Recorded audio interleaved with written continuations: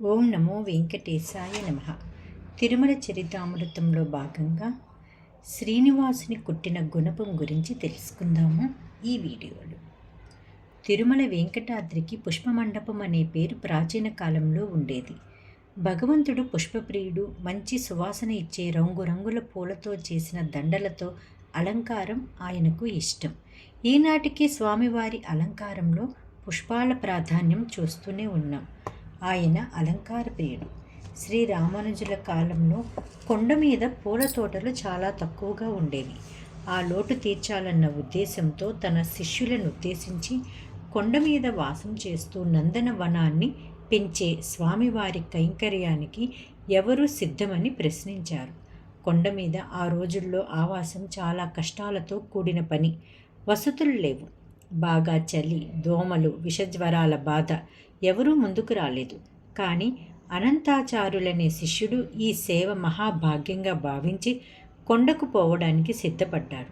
అలా కొండ మీదకొచ్చిన అనంతాచార్యులు నందనవనం పెంచడానికి నీరు కావాలి కనుక సరోవరం లాంటి ఒక పెద్ద బావి తవ్వాలని సంకల్పించాడు. స్వామివారి కైంకర్యం తామే స్వయంగా చేసి ఇతరుల సహాయం తీసుకోకుండా స్వామివారి అనుగ్రహం పొందాలన్న సంకల్పంతో వారి కుటుంబ సభ్యులు ముగ్గురు, అంటే తాను, తన భార్య, పుత్రుడు కలిసి ఈ కార్యక్రమంలో నిమగ్నులయ్యారు. ఆయన భార్య గర్భవతి. ఆచార్యులు మట్టి తవ్వుతుంటే తట్టలతో మోసి ఆమె బయట వేస్తుండేది.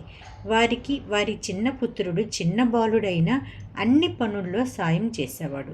ఇలా కైంకర్యం చేస్తున్న వారి కుటుంబాన్ని, ప్రత్యేకంగా గర్భిణిగా అవస్థపడుతూ పనిచేస్తున్న అనంతాచార్యుల వారి భార్యను చూచి జాలితో స్వామివారు సహాయం చేద్దామని ఒక బాలుని వేషంలో వచ్చి అనంతాచార్యులను తనను కూడా పని చెయ్యనివ్వమని ప్రార్థిస్తాడు. దానికి అనంతాచార్యులు ఒప్పుకోడు. అయినప్పటికీ స్వామి తట్టతో మట్టి మోస్తున్న అనంతాచార్యుల భార్య నుండి తట్టను తీసుకుని బయట పారబోసి సహాయం చేస్తాడు. వద్దన్నా చేస్తున్న సాయానికి కోపం వచ్చి అనంతాచార్యులు స్వామివారిని మందలించడానికి ప్రయత్నం చేస్తాడు. అంతే, స్వామివారు గుడివైపు పరుగు తీస్తారు. అలా వెళ్తున్న స్వామివారిపైకి తన చేతిలోని గుణపాన్ని విసురుతాడు అనంతాచార్యులు. ఆ గుణపం స్వామివారి చుబుకానికి తగిలి రక్తం కారడం మొదలైంది. గడ్డం పట్టుకొని స్వామివారు గుడిలోకి పరుగు తీస్తారు. వారి వెనుక అనంతాచార్యులు కూడా పరిగెత్తి గుళ్ళోకి వచ్చి చూస్తే ఆ బాలుడు కనపడలేదు. కలతతో స్వామివారి సన్నిధికి చేరుకుంటాడు అనంతాచార్యుడు. ఆశ్చర్యం! స్వామివారి చుబుకానికి గాయం నుండి ధారగా కారుతున్న రక్తం చూసి తాను గుణపంతో ఎవరిని కొట్టాడో గ్రహించి పశ్చాత్తాపంతో విలపిస్తాడు. వెంటనే గాయానికి పుప్పొడి అద్ది ఉపశమనం చేయడానికి ప్రయత్నిస్తారు అర్చకులు. అనంతాచార్యుని అవస్థ చూసి భగవంతుడు అతనిని బుజ్జగించాడని, ఆ గాయపు గుర్తును శ్రీవత్స చిహ్నంలా, అంటే బ్యూటీ స్పాట్గా చూసుకుంటానని, ఈ అనంతాచార్యుల సేవకి, స్వామివారి అనుగ్రహానికి గుర్తుగా తనకు గాయమైన ప్రదేశంలో పచ్చకర్పూరం దిద్ది చూసిన వారికి అనంతాచార్యుల భక్తిగాథ తెలియవచ్చేటట్లు జరగాలని స్వామివారి శాసించారని చెబుతారు. ఈనాటికి స్వామివారి చుబుకంపై కర్పూరంతో గుండ్రంగా చిన్న చిహ్నం పెట్టే ఆనవాయితీ కొనసాగుతూనే ఉంది.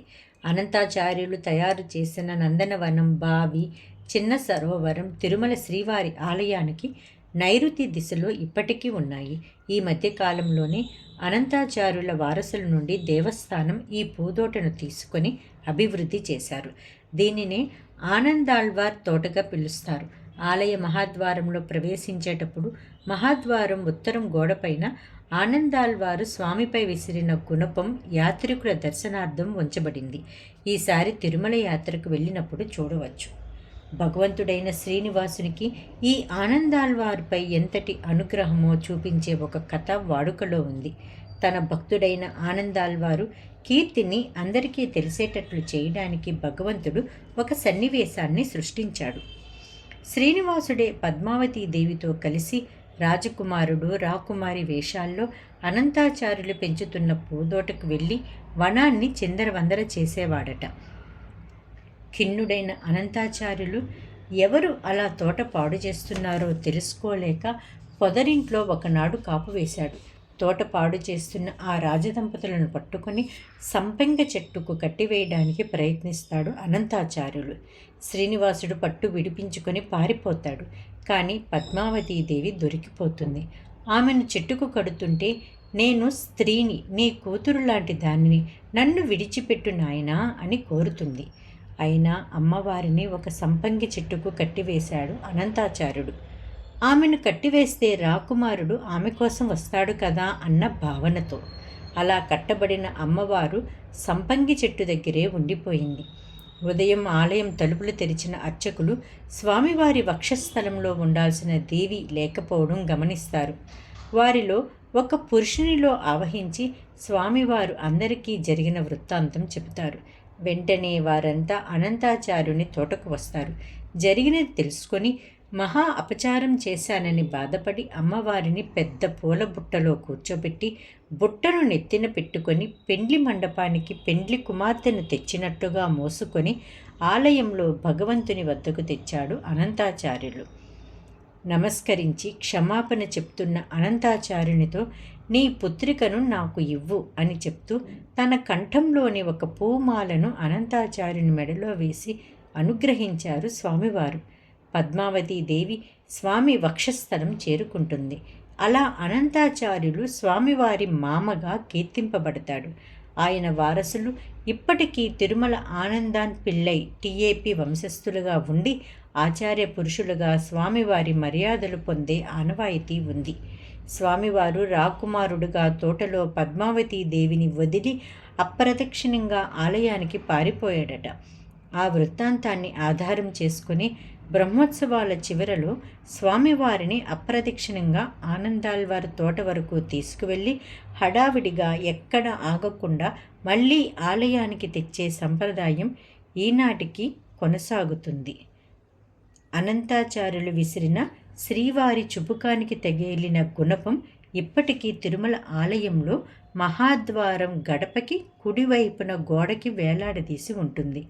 ఈసారి తిరుమల దర్శనానికి వెళ్ళినప్పుడు మహాద్వారం దగ్గర ఆగి ఆ గోడ మీద చూడండి. వివరాలు తెలుపుతూ ఒక బోర్డు కూడా అక్కడ ఉంటుంది. ఓం నమో వెంకటేశాయ నమః.